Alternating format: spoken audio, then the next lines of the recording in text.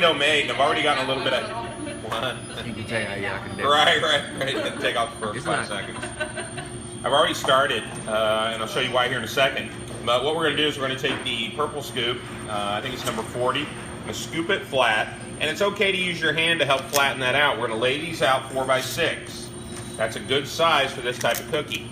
Now, at this point, it should become reasonably evident why we use mini chocolate chips in these. They're small cookies. If you're going to make little cookies, use little chips. If you're going to make larger cookies, use big chips. If you use big chips in these, you'd have like 1 or 2 chips in a cookie. There wouldn't be good distribution. There'd be some cookies with more, some cookies with less. Okay? Huh? There'd be anarchy. Yeah, there'd be anarchy. That's exactly what there'd be.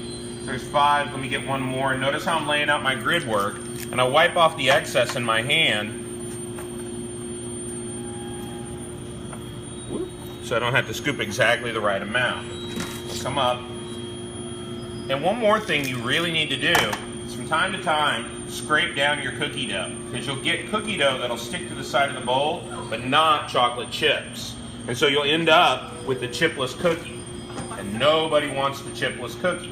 So to keep that from happening, we're going to push all that cookie dough back down into one unified portion of cookie dough. Keep everything nice and even, and we'll go back at it until we get our tray filled up.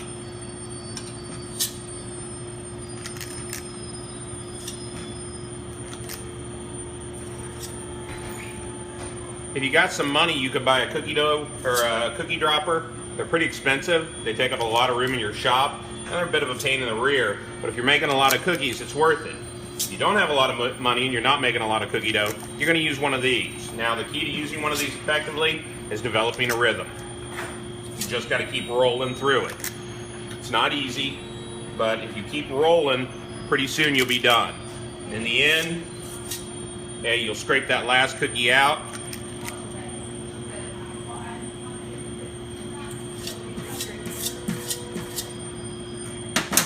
Get in there with your bowl scraper, clean out all that cookie dough.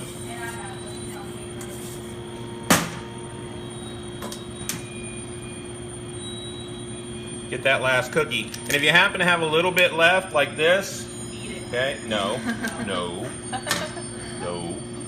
You gotta chip it in. Oh, I see what you did there. See how that works? You want to reach in there and grab that tray of finished cookies for me, please? Now these are gonna go into the chiller, cooler, walk in, wherever, okay, for about 10-15 minutes.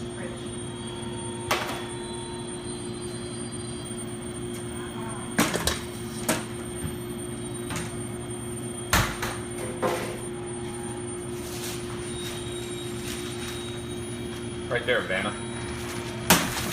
That's the magic of TV. I know, right? The anti-Vanna. So we got our 6x4. They're nice and cold. They've got a little firmness in them. Take a sheet of paper and lay it on top. You're gonna bring in a flat sheet pan. Set that on top. You're gonna press these out just a little bit. If you do this, they'll all stay nice, even, and round. If you don't do this, they'll look a little shaggy when they get done baking. So take a look at them. Make sure you press them all the same amount. Bowed sheet pans will sometimes end up having cookies in the middle that are a little flatter than the cookies on the outside. Once you get those pressed out, peel off the parchment, make sure your name's on the sheet pan, into the oven until, not GB&D, until the rims have just a little bit of color. Cookies are very thin, very small. They carry over bake a lot. There's going to be a lot of heat in the sheet pan when it comes out of the oven. We want them a little underdone. If I touch the center, I should feel a little texture in them, like they're starting to set structure, but it should still be relatively soft. As they cool, they'll finish the baking process. So cookies, more than anything else, really need to think about the carryover baking potential.